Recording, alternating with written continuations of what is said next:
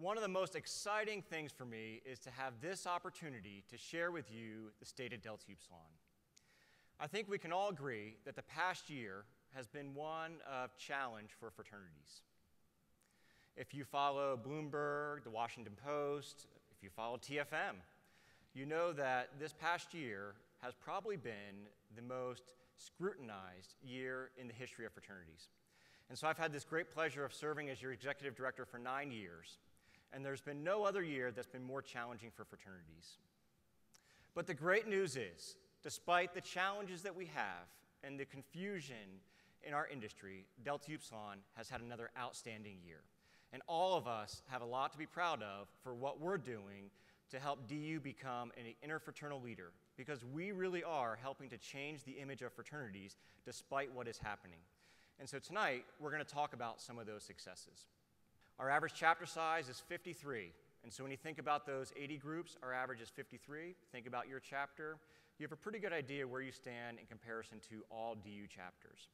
That number of 53 is up from 26 just 7 years ago. So our average chapter size has doubled in about 7 years. And all of that can be attributed to the great work that you're doing to recruit men of merit into your chapters. Because I know from talking to a lot of you, you're using the principles in your conversations, and that is attracting some of the best men on campus to want to be DUs. About 5 years ago, let's say in 2009, our then International Fraternity President, Dr. Bernard Franklin, many of you met Bernard, Kansas State alumnus. In 2009, he established the President's Task Force. And Bernard had a simple charge for that task force. He said, what will make fraternity relevant in the 21st century? Bernard knew that our environment was changing. Bernard was a university president, and he could see that universities were going to start viewing fraternities differently. So Bernard said, DU has been a leader since 1834. No matter what challenge we have faced, we have always faced it and been a leader for other fraternities. So in 2009, he established this task force, which consisted of leaders across business, higher education, DU alumni, to say, what will make DU successful for the next 50 years? What do we need to be doing now to prepare for the men who are going to join our chapters in 2017, 2020, and 2025? And so that task force came back with some bold recommendations. And they said, who do we want to be as a fraternity? What we want to be is a fraternity of merit. We want to be partners with higher education. We want to partner with our campuses to offer you the best fraternal experience. We want to have alumni who are engaged with our chapters. They're advising, they're mentoring, they're giving back. And we wanted to have an undergraduate experience that was best in class. So the leadership training we wanted to offer you was as good as you could find anywhere on a college campus. So that's what the task force said. And that was 6 years ago. And so our success that we've been experiencing, the trajectory that we've been on, and the transformation that we've had has been marked by that task force. They set the path for what we've done the last 6 years. And so while our industry is facing many challenges, the task force put us on a path to be the leader in this industry. So I want to talk a little bit about our chapter servicing efforts.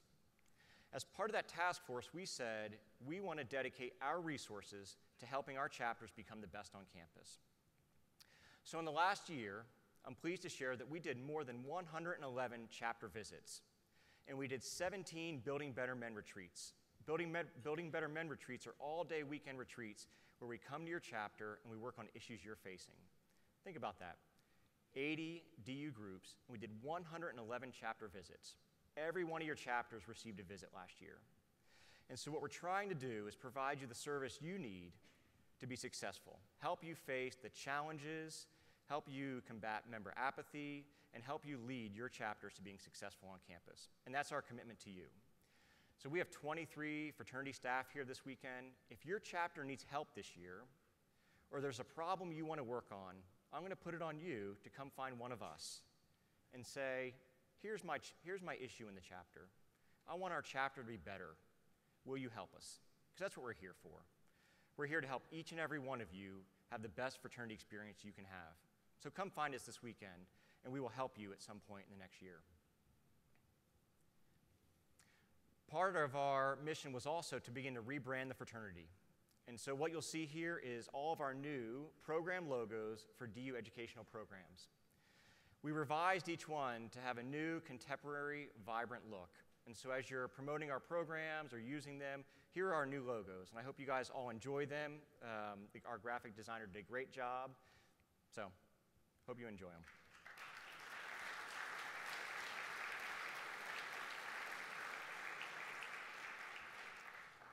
But those are just more than logos on the screen. Those are the educational programs and opportunities that we're offering you. And so part of the call for that task force was best-in-class leadership training for our undergraduates. Look at all these opportunities we have for each of you. So let's learn a little more about a couple of those programs. The first one we want to talk about is the Regional Leadership Academy. The Regional Leadership Academy takes place in the month of February, and it's our training ground for chapter officers. How many of you went to an RLA last year? Let's hear it. Yeah? So RLA is for our chapter officers, for you to learn how to lead your chapters, to work as a team, to build a plan. And so I want to encourage all of you that if you're an emerging leader or a chapter officer, we want to see you at an RLA next year, because this is where we can sit down and help you set goals to have a successful year as a chapter officer. And again, we'll have 5 RLAs: Philadelphia, Chicago, Atlanta, Kansas City, and Portland, Oregon. At the RLA, we also have the Recruitment Symposium. And the Recruitment Symposium is where we train our recruitment chairman. And that's a complimentary registration for your recruitment chairman. So we want every chapter to have that recruitment training at the RLA. And so we hope to see all of your chapters next year at the RLA. And if you bring 8, we only charge it for 7. That's how important we think it is for you to have 8 people at the RLA. And we want to see you there next year. The next program we're going to talk about is the Global Service Initiative. The Global Service Initiative is our international service project and philanthropy. And tomorrow's lunch will be dedicated to the work we're doing to advance justice and build better communities around the world. But tonight, we're just going to talk a little bit about the efforts you've made in the last year to move the GSI program forward. When I stood on stage last year, many of you said, we want some more resources so we can reach that $1,000 minimum fundraising expectation. And so we built every one of you a chapter fundraising page. So on our foundation website, every chapter has a page that you can send to friends and family members, sorority women, and ask them to donate to your cause for the GSI. The Nebraska chapter had more than 50 donors donate through this portal for the Global Service Initiative. It was parents, it was sorority women, it was friends in the community, men in the chapter. I think they simply sent the email and said, we are committed to building better communities.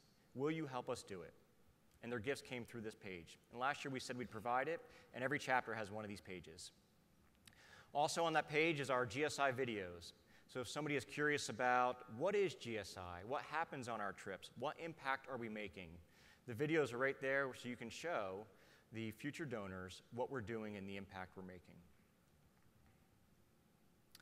So GSI, we've asked chapters to commit to raising money, and that money you raise goes into the building projects.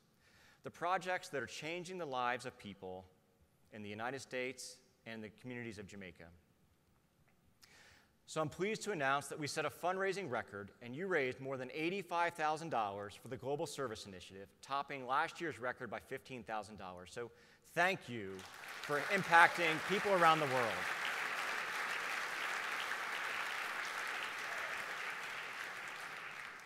It is through your work and your efforts that allow us to have this impact on people who really do need our help. Coming out this year, we're going to have a resource for you, how to plan philanthropies. And so there's ideas in there from chapters who are having success fundraising, some best practices. It's a planning guide. Pick it up. It's easy to use. And so we'll have that available for you when you go back to school this fall. We also introduced, this time last year, our Regional Global Service Initiative. We wanted to start impacting the communities across the United States, and we wanted to give more men the opportunity to engage in service. And many of you said, I want to come together with other chapters in my area and do service to impact communities here in the States. And so we launched our Regional Global Service Initiative this past year. And we impacted communities in the Lehigh Valley, in Winston-Salem, Kansas City, and on the Oregon coast. And on each of those service projects, they're one day, we plan the trip, and chapters from the area will send brothers to do service. More than 75 brothers participated in a regional day of service last year.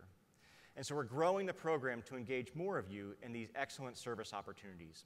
Next year, we hope to offer at least 8 regional days of service. And if your chapter wants to organize one, we're happy to do it. Come find Kay Schendel here this weekend and say, we want to do a day of service in Boston or New York, Washington, D.C., Orlando, wherever you want to do it. And we will help you plan that day of service, contact other chapters, and send a staff member to help you do it. Because we believe it's important to be doing community service in cities across the United States, in Jamaica, because DUs can have a real impact on this world. Another program that we introduced a couple years ago was Project Jamaica. The DU Global Service Initiative has received national acclaim. We've won 2 national awards, and other universities and fraternities are saying, that's quite an experience. We want to offer that for our students. We were the first fraternity to do this type of experience. Last year, 8 universities called Delta Upsilon and said, can we hire you to run a service trip for us? Schools like Florida State University, Iowa State University, the University of Oregon, Alpha Chi Omega National Sorority, they called the DU headquarters and said, we can't believe what you're doing. Will you help us do that? We'll hire you to do it. And so we've been running trips for other universities and a national sorority to raise money to support our GSI efforts. Project Jamaica was such a success last year that we raised enough money, we're going to lower the registration fee for our international trips to $500. So you can go to Jamaica and spend a week serving for just $500 in the airfare to get there. And so we've created this model to raise some money and then give it back to you so more of you can have that experience in Jamaica.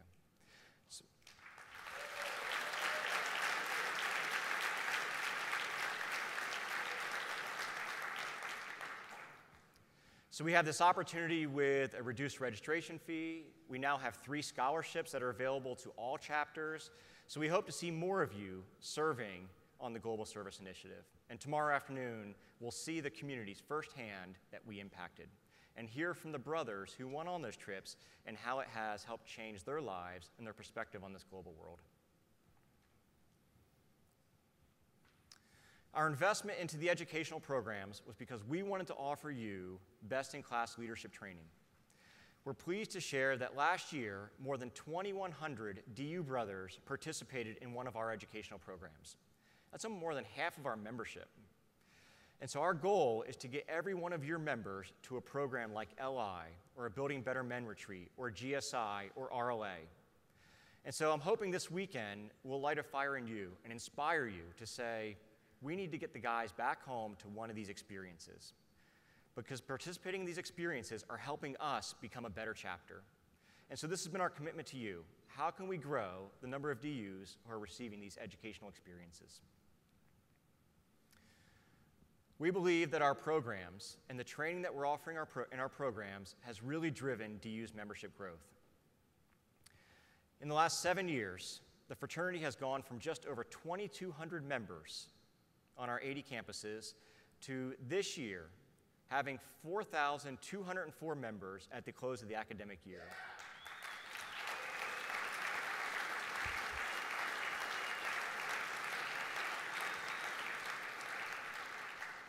So as we sit here today, we should all be proud that we have more members in Delta Upsilon today than we've had at any point in our history since 1834. And so today, you're part of the largest DU undergraduate membership that we've ever had.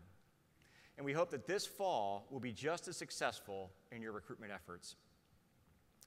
So we mentioned earlier, that's an 84% growth from just 7 years ago. I think if any businessman looked at it and said, if I could grow 84% in 7 years, that's pretty successful. So I think our DU chapters have been pretty darn successful.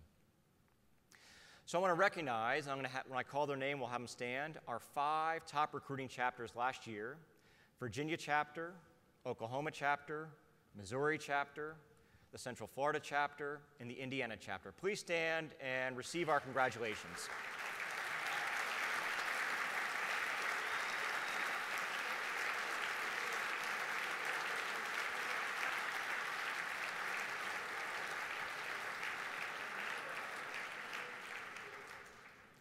Great job, brothers.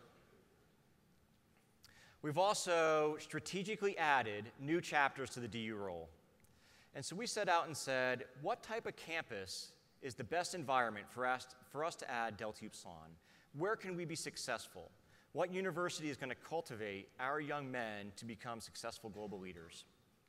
And so we created a strategic plan on the campuses we want to grow to. And we're pleased to share that we added 2 new colonies this year, and both are old gold chapters, meaning at one point we had DU chapters there, and we're proud to bring those chapters back into DU. The Maryland colony and the Vermont colony. Let's welcome them to their first DU LI since coming back.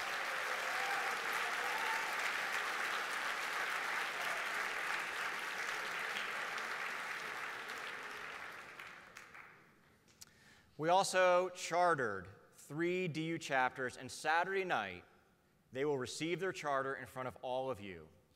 And so let's give them a congratulations for being here. Our new Christopher Newport chapter, returning the Clarkson chapter, and returning the Iowa chapter. Welcome back to all brothers from those chapters.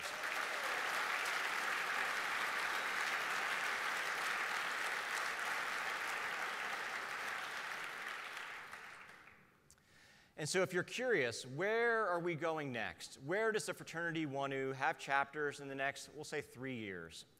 This fall, we're returning to the University of Maine. In the spring, we'll return to Northwestern University. Next year, the University of Texas, MIT, returning to Syracuse University, Florida International University, and Illinois State University. All of these universities have said, we want DU back on our campus. When can you bring it back? And so in the next 3 years, we will have all of these chapters in the DU roll, and we can't wait to be on these campuses.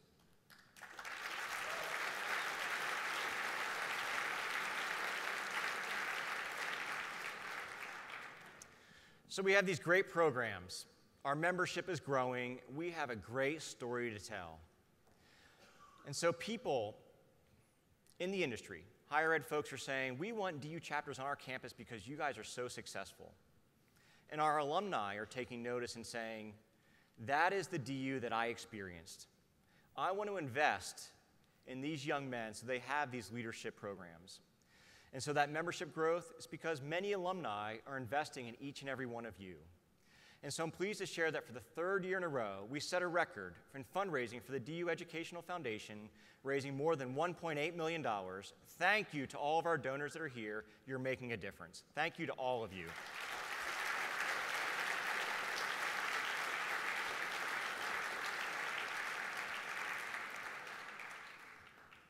Although that's a record number, we needed to continue to do more because we only impacted half of our DU membership. And so we need to be raising more money so that we can impact every member of your chapter with one of these programs. So we want that record year to continue to grow. We want it to be a record next year and the year after so we can offer more programming and experiences to each of you. We're just not doing enough, and we need to do more, and we know it. You can see the change that DU has undergone. You can see that over the last 7 years, we've had a lot of success. There's a book coming out later this summer called Transformational Governance, and it's how boards achieve extraordinary change. This book is written about nonprofits in the country, and DU has been interviewed and will be quoted in this book as an organization that has achieved extraordinary change over a period of time. And so they're looking at the best nonprofits in the entire country, and as part of their assessment, they said, who are the top 10% of all nonprofits? Then they took that 10% and said, who are those organizations that we want to feature in this book? And so Delta Upsilon, a men's college fraternity, will be featured in a book about transformational change for all nonprofits in the country. So this just goes to show that what we're doing really is making a difference. We should all be proud of how DU is changing, transforming, and becoming a better organization.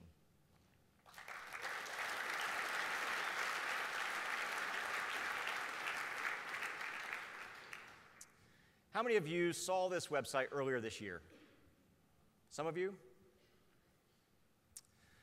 Bloomberg News has a reporter whose full-time job is to do fraternity stories. As you might guess, they're not positive. This website was launched earlier this spring, and the reporter researched every time a fraternity chapter was suspended this spring. 133 fraternity chapters were closed or suspended across the country. And they created a database where you could type any organization's name and pull up the fraternities. You could pull up every incident. So this hits Bloomberg, type in Delta Upsilon, no results. Yeah.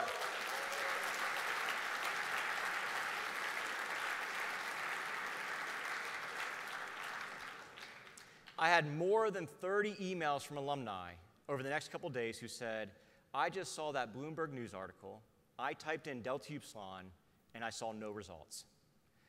I couldn't be more proud of what our fraternity is doing and proud of our undergraduates for how they are leading on college campuses. Our industry, fraternities in general, are dying for leadership. It needs leadership at every level. It needs leadership at the executive director level. It needs leadership at the staff level. We need more alumni volunteers leading. We need undergraduates leading. It's fair to say that fraternity is in a crisis across this country. And so in crisis, it can go one of two ways. We can either rise up to that challenge and solve the crisis, or we can allow the behaviors that have resulted in the crisis to take us down. DU has been a leader. We're seen as a leader. And we need to continue to lead. All it takes is one incident or one bad act for us to show up on that Bloomberg News article. That's not what any of us want. We need to provide the leadership that changes fraternity across this country. We need to be the fraternity that everybody looks to and says, that is what fraternity should be. They are changing the image of fraternities. So in 5 or 10 years, when a book is written about the revitalization of fraternities, people are talking about Delta Upsilon and the leadership role our organization took in changing how fraternities are viewed. The reality is, I need to be better at my job. The staff needs to be better at its job. Our board needs to be better. Our alumni advisors need to be better. All of you need to be better. We are leading the industry, but to continue to lead, we need to be better. And so I'll stand here and commit to you that I know it. We have to be better, and I'm committing to be better. And so what I ask of each of you this weekend is think about the choices that you're going to make when you go back to the chapter. Think about the brothers who are back home and how you're going to lead them to have your chapter be the best chapter on campus. Because DU's history says that we can be the leaders. We can create the change that is necessary to change an entire fraternity movement. And that's the opportunity we have in front of us. I commit to it, and I hope all of you will commit to it because we can do it. So brothers, it's been a great year for DU. We want next year to be another great year, and I thank all of you for what you're doing to have Delta Upsilon lead all fraternities across this country. Thank you to all of you.